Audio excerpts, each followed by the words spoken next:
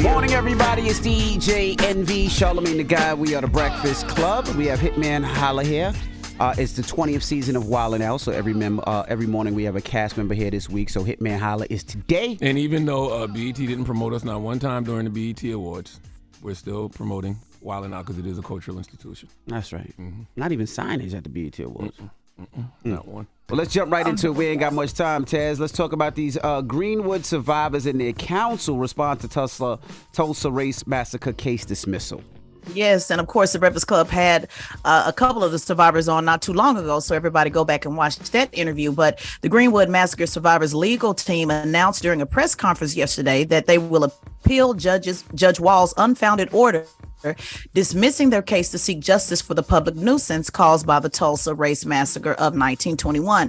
In the press conference, they noted that last year Judge Wall did give them permission to proceed, and now the judge has backpedaled and dismissed the case. The attorneys are saying that they do not know the reasoning behind it because the public opinion is not available, but attorney Demario Solomon Simmons said that to have 102, 108, and 109-year-old survivors have their case kicked out is a tragedy and a complete injustice.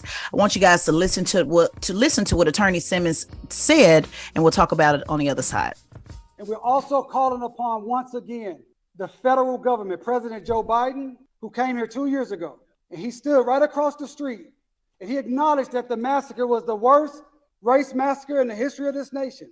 He acknowledged that the pain, the destruction, the mayhem of 40 blocks being destroyed, planes dropping bombs, 12,000 people made homeless overnight. He acknowledged that and said there needs to be justice. So we're calling on President Joe Biden and the Department of Justice to come in and do a federal investigation of the massacre pursuant to the Emmett Till Act, Cold Case Act of 2007, reauthorized in 2016.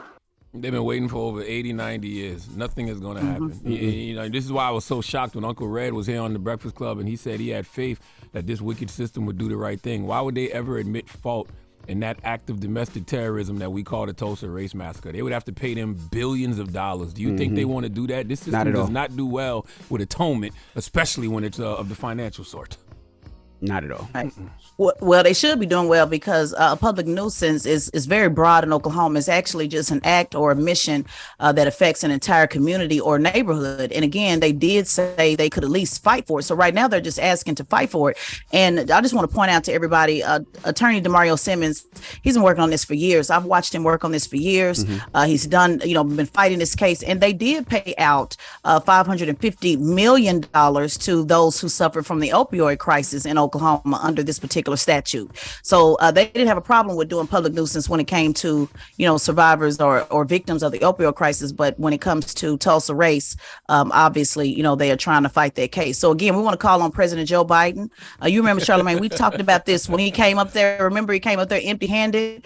And I said, you're not saying anything about these victims. So I encourage everybody to keep pushing the line and ask that they do a federal investigation to ask why did they dismiss this case. Yeah, I can't believe that he brought up what President Joe Biden said when he came to Tulsa, because when it comes to issues like the Tulsa Race Massacre, it will always be just words and lip service. You mean to tell me a politician, an elected official said they was going to do something but didn't offer anything? That's surprising to y'all? Not at all. No. Yeah, well, we got to push the line to make them at least answer to it, if nothing else. So they're still trying to figure out who left the cocaine at the White House, bro. That could be anybody. I keep telling y'all. That might not even be an elected official. Who knows? I refuse to believe that's the first time the white horse got found at the White House. I don't know. Okay, if there's one place cocaine is getting sniffed, it's on Capitol Hill. Absolutely. Call it the White House for a reason. Come on, man. All right. Well, that is front page news. Now, Teslin Figueroa, we'll see you in a couple minutes. Everybody else, get it off your chest. 800-585-1051. If you need to vent, phone lines are wide open again. 800-585-1051. Phone lines are wide open. I would like to vent and say that we're promoting Wildin' Out all week long because it is the 20th season of Wildin' Out. Hitman Holla is our special guest host today. That's right. But BET did not promote the Breakfast Club not one time at the BET Awards. I just like to get that off my chest. Have I said that already this morning? How does that make you feel? That don't make me feel away. I just want to state the facts. That's all. Okay. That's all. All right, well, that's it. You can express that next when we come back, all right? So don't move. It's the Breakfast Club. Good morning. The Breakfast Club. Morning, everybody. It's DJ NV, Charlamagne the Guy. We are the Breakfast Club. Now let's get in some front page news. Teslin Figaro's here. What up, Tez? Good morning, DJ NV. Good morning, Charlamagne the God and Hitman Holla. That's right. If you just joined us, this is the 20th season for Wildin' Out, and every morning we're going to bring a castmate up this week. And this morning it's Hitman Holla. That's right. And even though BET didn't promote the Breakfast Club not once during the BET Awards, we still are going to help them promote their I programming. appreciate it. As long as y'all promote me, man. Y'all That's right. appreciate it. Salute to Hitman Holla. Yeah. Nick, you could have came up here too. Cool. There's a lot of different people I see on the schedule this week. I don't see Dick Cannon on the schedule this week. We probably know what he's doing. No, well, it's Nick Cannon's show, though, right? Duh. He don't want to promote a show? Maybe not here. I don't know. Jesus. All right. Well, let's jump into front page news. Let's talk to Larry Nassar. He got stabbed up in jail?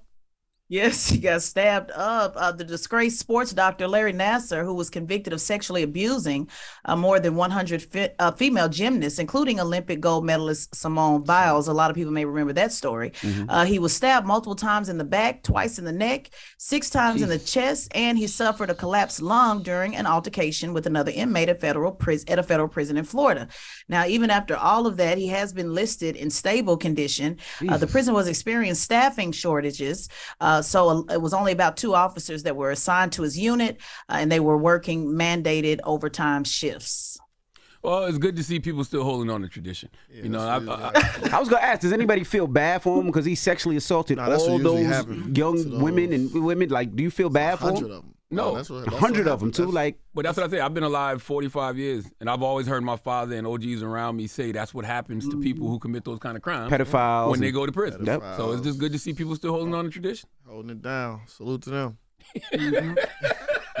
So, only on the Breakfast Club. Well, I want to say the story is still developing at this time. Authorities have not been authorized to publicly discuss who did it, and it is an ongoing investigation, but it looks like they're going to say, hey, we didn't have enough staff. What we all know, like you said, tradition is maybe the COs turn their head and, let it make it do what it do. Well, the reality is, you know, even if you know something like that may happen to a person like that in prison, you still can't give them protective custody. Like, that's just right. But that was the first time he was in general population. So I'm curious if he wanted to go in general pop or they pushed him to general pop. He should. I mean, because if I was him, I wouldn't want to go to general pop. But why should he be protected? He should be in general population. Because that's gonna happen. That's the reason why. That's why kids should avoid prison. That's why adults should avoid prison too. That is the dangers of prison. All right. Well, let's talk about Logan Paul's energy drink. Yeah, an influencer-backed energy drink that has earned popularity among children is facing scrutiny from lawmakers and health experts over its potentially dangerous levels of caffeine. Senator Schumer called on the Food and Drug Administration to investigate the drink called Prime. It is a beverage brand that was founded by the YouTube stars Logan Paul and KSI. It has become very popular. They said that a lot of young folks are obsessed behind this, and they said that the caffeine is just a ridiculous amount, and they feel as if it should be investigated. What is dangerous levels of caffeine? What do they mean by that? Because I know people who drink 3-4 cups of coffee a day. Yeah, it is advertised as 0 sugar and vegan. So in Prime's case, they have about 200 milligrams of caffeine per 12 ounces, and that is equivalent to half a dozen Coke cans or nearly 2 Red Bulls. Nice. So they're saying that the high level of caffeine is not good for young folks. Pediatricians have warned of possible health impacts such as heart problems, anxiety, and digestive issues. So just too much, for the teens that they're promoting this drink to. Well, the thing with Prime, and the reason I know is because I have a 9-year-old that follows Logan Paul and actually had me order this drink. There's 2 different type of drinks. There's a regular drink, and then there's the energy drink. So there's 2 different types of drinks. So the regular drink is supposed to be 0 everything vegan and all this other, and then the energy drink is the one that's supposed to have a lot of caffeine in it. So I there's 2 different ways that they play it. And I don't think they actually promote the energy drink to kids. I think they promote the regular drink to the kids, if I'm right. Well, listen, I don't do energy drinks for that reason because there's always too much caffeine in them. I'd rather drink water or drink like actual juice, like pressed juice. When I do, I drink this right here. This is Carviva, shameless plug. If you ever want to hydrate, replenish, and get your energy, it's Carviva is a great drink. And but I always wonder, it's like 50% juice, and there's no caffeine or anything in there. Yeah, I always wonder when people drink these energy drinks and it's so much caffeine in them, what's the problem? Because people drink coffee, like you said, they'll have coffee in their hand all day long, like 4 or 5 cups of coffee. I drink Monster, and I don't have a problem with falling off or some people have that whole thing where, after they drink it, they have like a big shutdown. I don't have those issues or problems.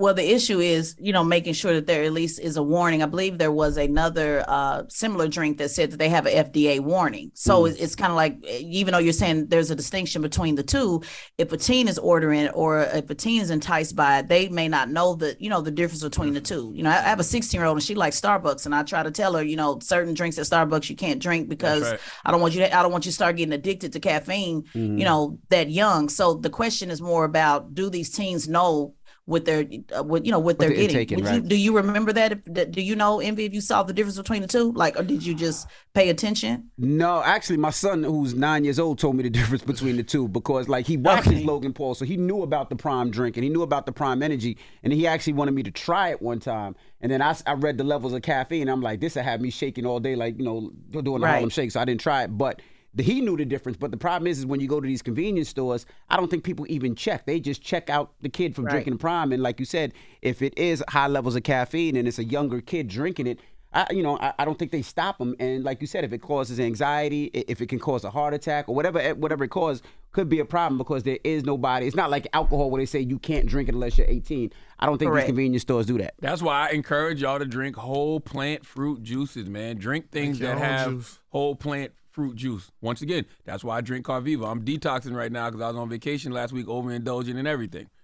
From alcohol to plant-based medicines. I did a 30-day fruit diet. It was the best I ever felt in my life. I'm telling you, you got to detox, man. Do that with whole plant fruit juices. I'm doing that with, that's why I'm drinking a lot of Carviva this week right now. I really do rock with Carviva. Carviva.com. Y'all should go get some of that whole plant fruit juice that they sell. All right. Well, that is your front page news. Thank you, Teslin. You're welcome. All right. And make sure you subscribe to Teslin Figaro's podcast, the Straight Shot No Chaser podcast on the Black Effect iHeartRadio podcast network. And make sure you follow her on her Instagram and Twitter at Teslin Figaro. All right. Now, when we come back, Ice Cube will be joining us. We're going to kick it with Ice Cube. Got a lot to discuss, Big 3 and more, so don't move. Ice Cube has been exposing gatekeepers, too. Yeah, his whole press run going to be that. Yeah. Exposing gatekeepers from the record industry to Hollywood to sports. NBA, to sports, yeah. entertainment, all that. It's the Breakfast Club on BET, I think. Wake that ass up Early in the morning. The Breakfast Club.